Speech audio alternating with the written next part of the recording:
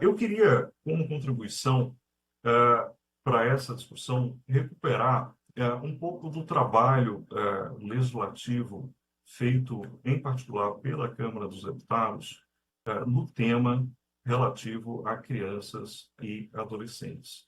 E o meu objetivo aqui não é ah, abrir um baú ou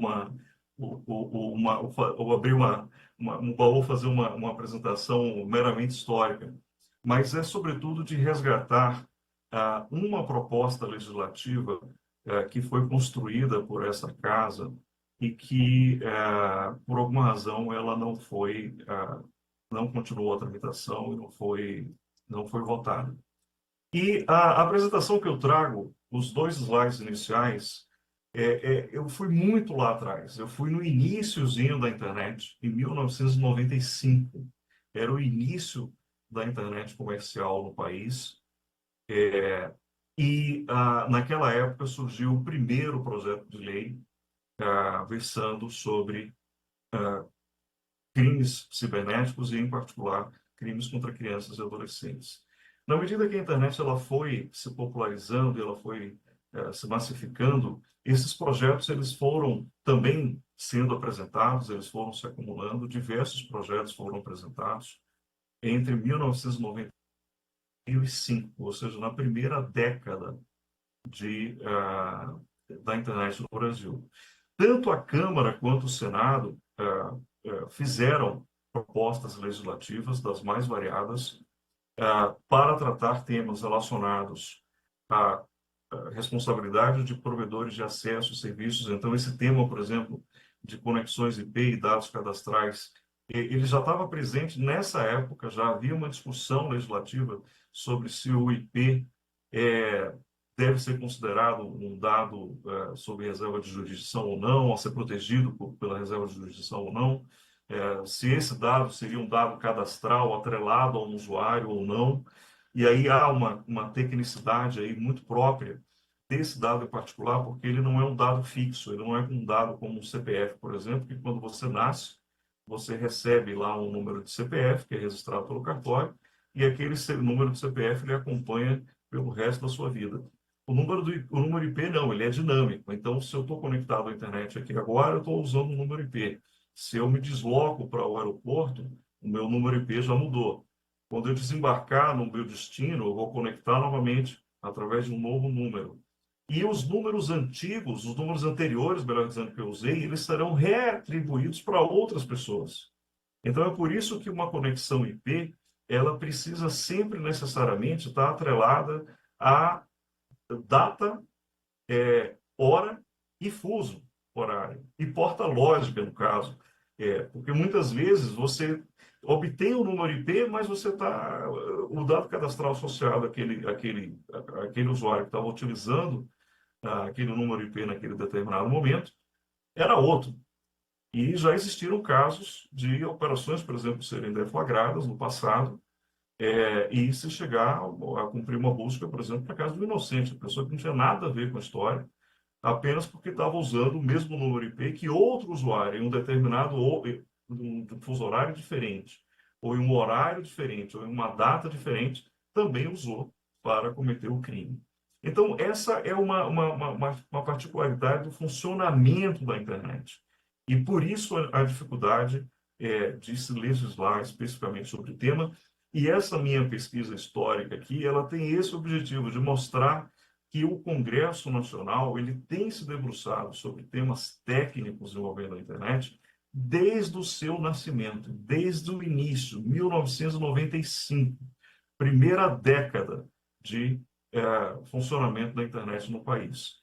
E houve, ao longo desses anos, um amadurecimento, evidentemente, do debate, e eu queria destacar nesses minutos finais essa iniciativa de 2019, que resultou na criação de uma comissão de juristas para propor uma lei sobre o uso de dados pessoais em investigações criminais e em temas também de defesa.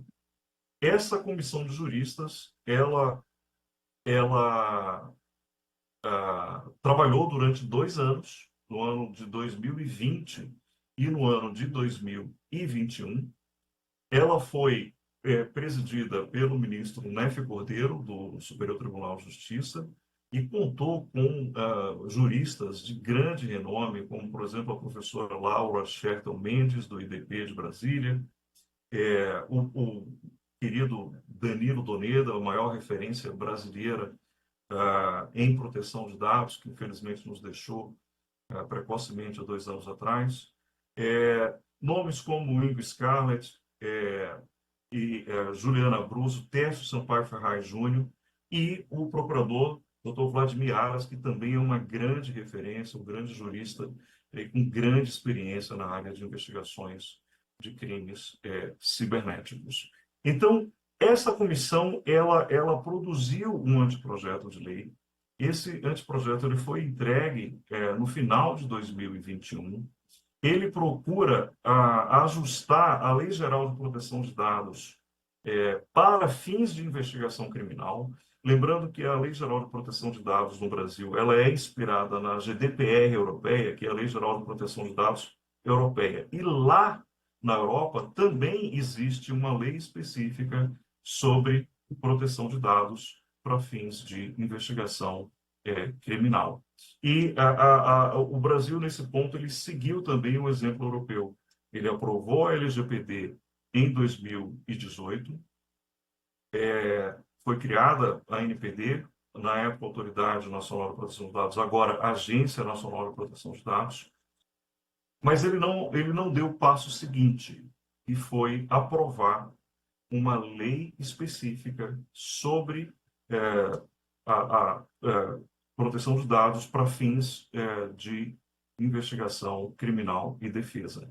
Esse anteprojeto está pronto, foi elaborado por uma comissão de juristas, foi entregue ao presidente da Câmara no final de 2021 e a tramitação ela não evoluiu desde então.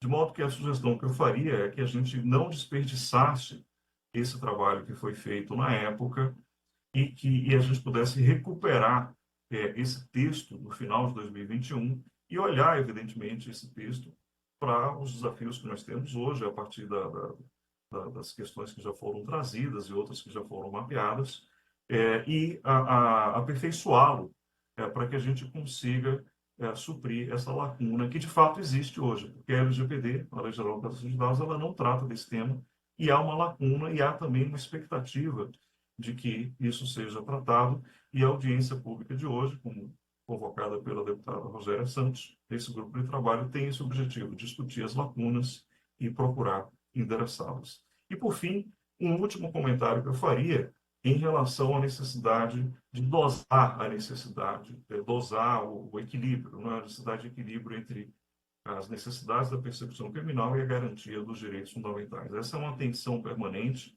essa é a colisão entre direitos fundamentais é algo estudado já há muitos anos na teoria dos direitos humanos, e eu teria uma atenção especial com relação a algumas propostas legislativas. Uma delas, inclusive, foi aprovada pelo GT e já foi aprovada pelo plenário da Câmara, e eu vejo com muita preocupação, porque estabelece um protocolo, né? Chama de protocolo, na verdade, uma abordagem que procura estabelecer é o projeto de lei de inteligência preditiva, que inclui excludentes de licitude para autoridades que eventualmente venham a cometer abuso de autoridade na condução das suas investigações e irão se utilizar de mecanismos de predição que envolvem, evidentemente,